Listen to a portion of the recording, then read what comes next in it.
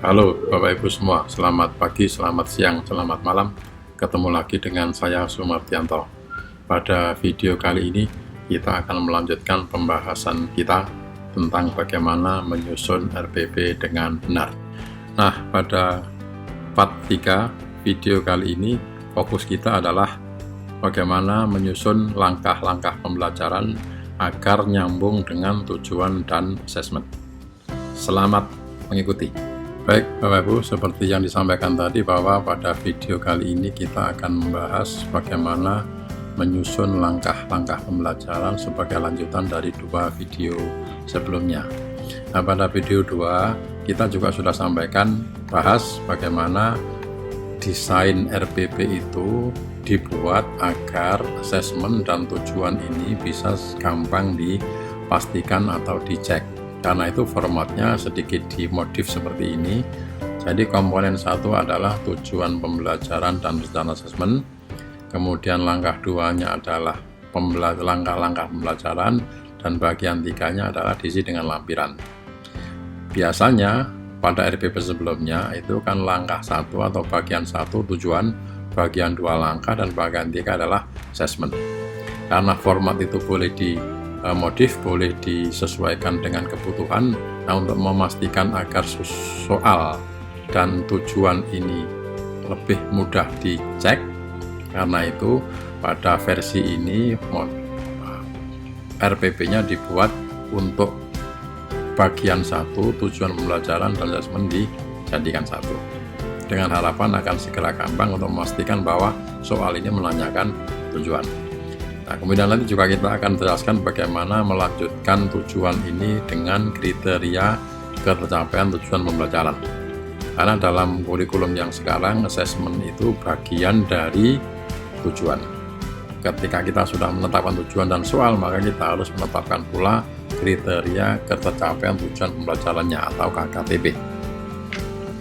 Nah, fokus kali ini kita adalah akan membahas langkah-langkah pembelajaran. Ada beberapa hal penting yang perlu kita sampaikan sesuai dengan para ahli, kemudian buku-buku yang saya baca, lalu rujukan-rujukan yang ada, maka kita simpulkan seperti ini. Jadi yang pertama, langkah pembelajaran itu harus berpusat pada siswa, atau istilahnya pembelajaran paradigma baru. Yang kedua, melayani perbedaan siswa atau istilahnya diferensiasi. Kemudian juga memuat keterampilan abad 21, yakni 4C, creativity, critical thinking, collaboration, dan communication. Kemudian juga memuat karakter, kalau dulu namanya PPK, kalau belum sekarang istilahnya profil pelajar Pancasila. Intinya adalah ini karakter. Lalu juga harus menyelipkan high order thinking skills, berpikir tingkat tinggi. Kemudian terakhir kita nasihatkan atau memang sintaks bakunya pembelajaran itu ya 3 ini: pendahuluan, inti, dan penutup. Mari kita lihat satu-satu. Nah, pada nasihat 1, berpusat pada siswa atau pembelajaran paradigma baru, apa yang dimaksud? Yang pertama adalah bahwa pembelajaran itu harus sesuai dengan karakteristik siswa yang berbeda-beda itu. Karakteristik yang dimaksud adalah berbeda minatnya, juga berbeda gaya belajarnya. Ini harus kita layani. Kemudian langkah pembelajaran juga sesuai dengan kebutuhan belajar siswa. Kebutuhan belajar yang dimaksud adalah kesiapan siswa, khususnya pengetahuan prasyarat untuk memasuki materi baru.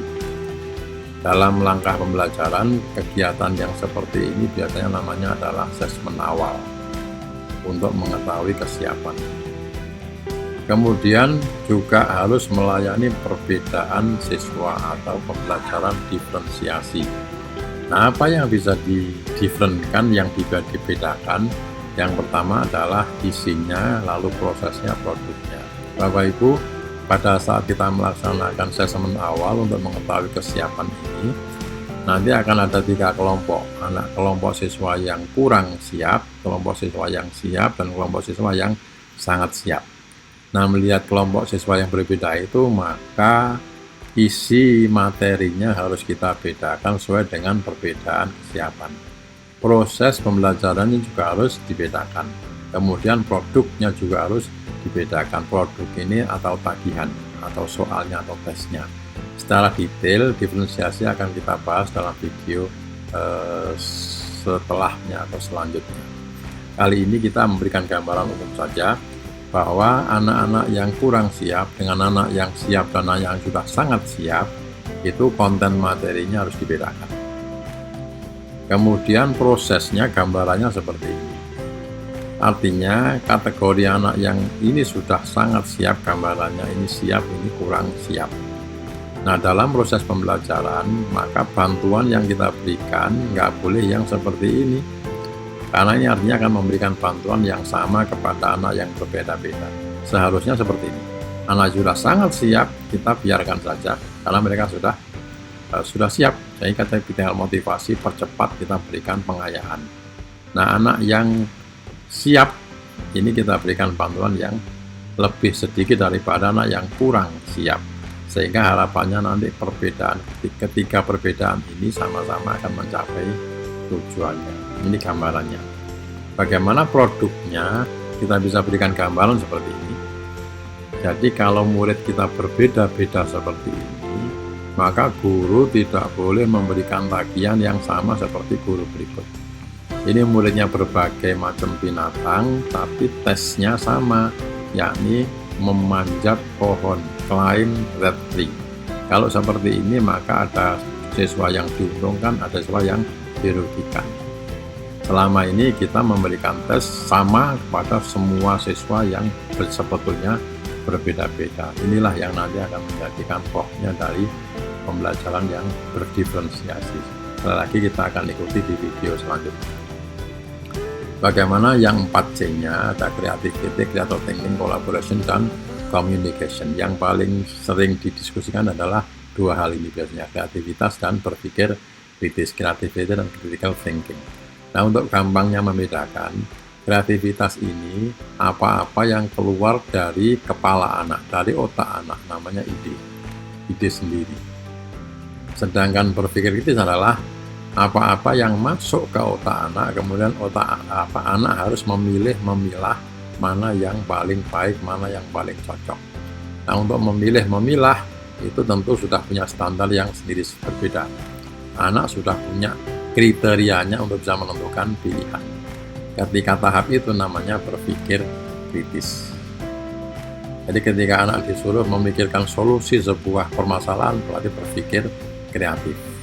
Sedangkan nanti ketika ada banyak pilihan dan memilih salah satu, berarti namanya berpikir kritis. Nah, dua keterampilan berikutnya adalah kolaborasi dan komunikasi. Ini sudah biasa ya. Kolaborasi biasanya pembelajarannya menggunakan model berdiskusi berkelompok. Sedangkan komunikasi adalah melaporkan atau mengkomunikasikan hasil dari belajarnya. Komunikasi bisa lisan, bisa tulis. Kalau lisan biasanya presentasi, kalau tulis berarti ditempel di dinding untuk bisa dilihat oleh semua teman-temannya. Bagaimana HOTS bisa disisipkan secara singkat seperti ini.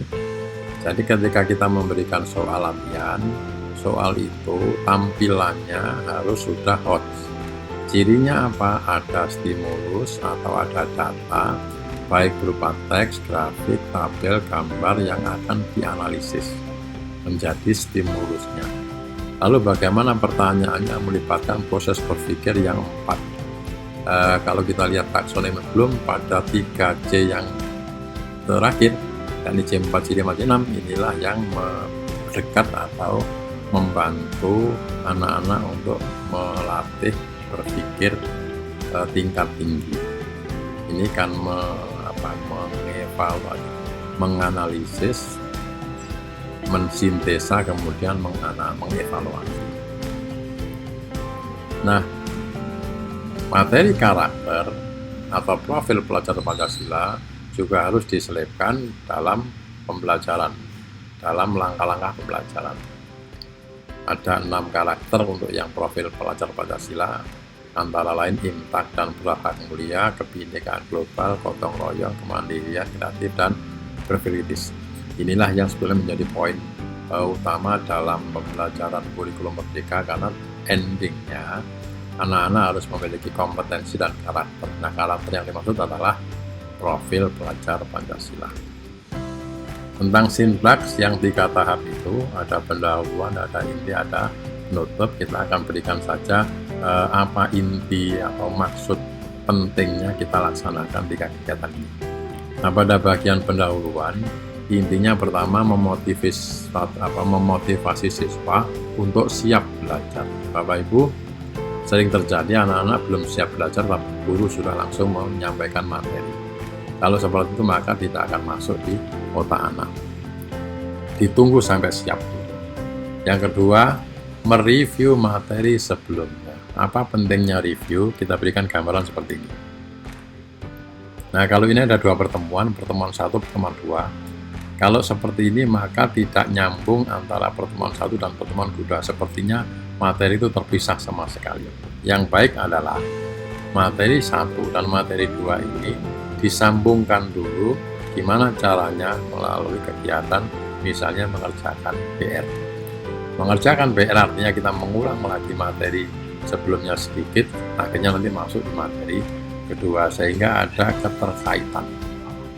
Dan ini bagus untuk melatih ingatan anak kita. Kemudian juga menyampaikan tujuan dan manfaat belajar topik. Ini penting sekali agar anak tidak salah tujuan, sehingga memotivasi juga anak. Kemudian juga menyampaikan langkah kegiatan dan bentuk asesmen. Langkah kegiatan dimaksud ini maksudnya langkah-langkah besarnya.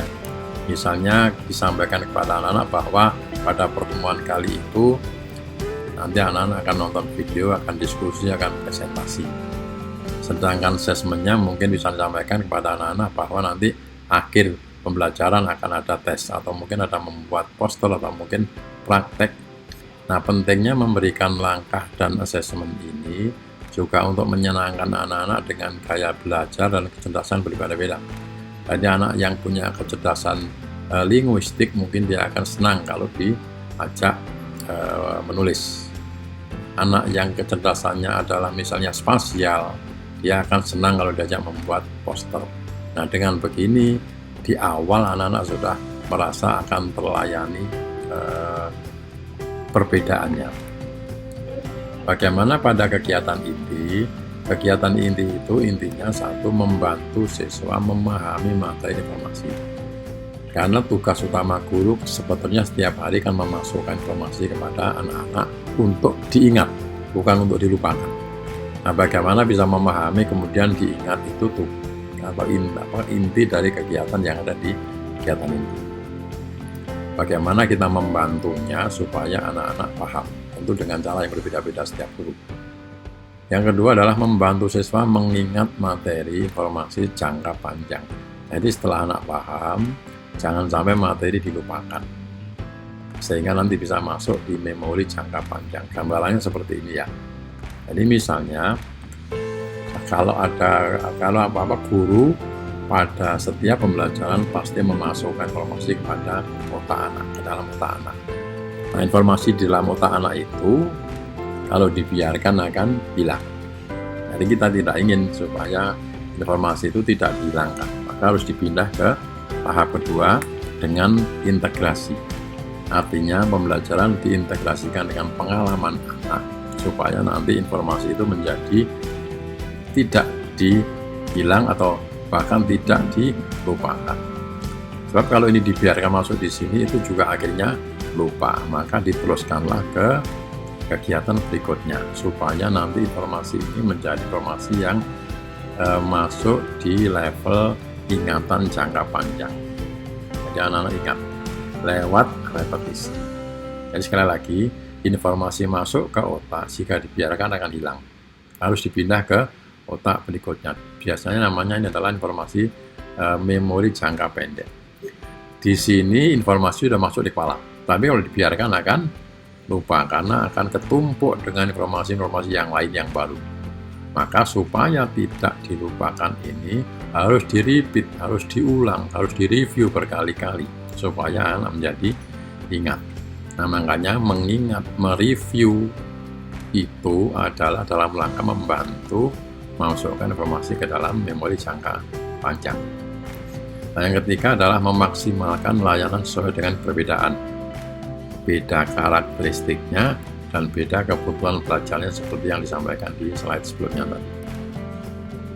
Seperti yang sudah kita sampaikan tadi, ini bagaimana melayani perbedaan baik konten maupun proses, sedangkan ini bagaimana melayani perbedaan produk. Nah, pada bagian penutup juga sangat penting. Yang pertama adalah memberi catatan kepada anak sebagai bahan pengingat. Jangan sampai anak-anak keluar kelas tanpa membawa catatan, karena nanti tidak ada yang bisa di-review lagi. Yang kedua, memberi waktu melihat perubahan diri atau refleksi. Ini juga penting karena untuk merefleksi, memberi kesempatan untuk melihat diri. Apa yang sudah diketahui, apa yang masih belum diketahui, dan bagaimana langkah selanjutnya anak kalau ingin mengatasi yang masih ada masalah. Lalu pada saat penutup juga jangan lupa memberi PR. PR ini juga penting tadi disampaikan dalam rangka salah satu kegiatan review atau repetisi, agar ingatannya masuk di ingatan jangka panjang. Yang kedua, PR juga akan menghubungkan materi sebelum dan materi sesudahnya. Nah, yang keempat adalah membangkitkan rasa ingin tahu materi selanjutnya, biasanya dengan memberitahu kepada anak bahwa untuk pertemuan berikutnya yang topik yang akan dibahas adalah sebagai berikut, agar anak di rumah juga sudah siap membaca atau mungkin melihat buku terhadap materi yang akan disampaikan di berikutnya. Demikian kira-kira untuk langkah pembelajaran tahap 1. Nanti kita akan lanjutkan di langkah-langkah yang bagian berikutnya. Selamat mencoba. Assalamualaikum warahmatullahi wabarakatuh.